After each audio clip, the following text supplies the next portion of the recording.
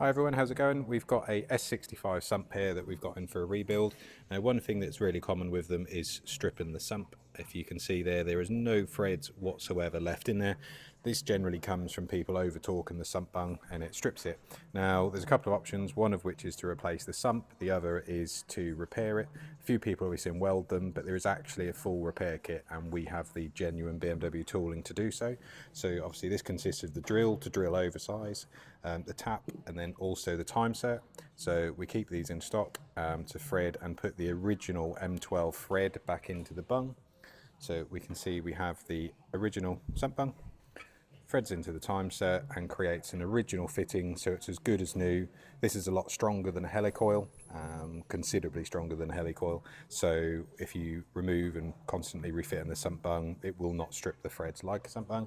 This is then Loctited in to the sump, so obviously it can't come out and can't be removed. And carry on watching.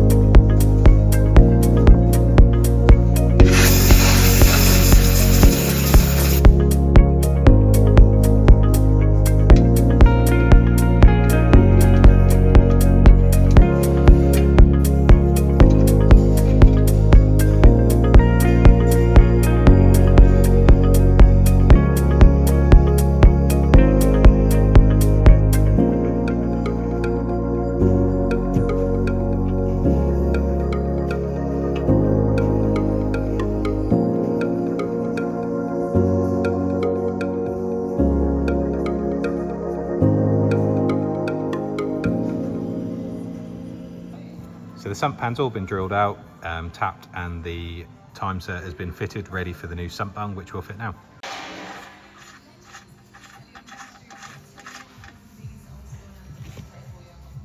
New sump bung's fitted and then torqued correctly to 25 Newton meters as per BMW specification.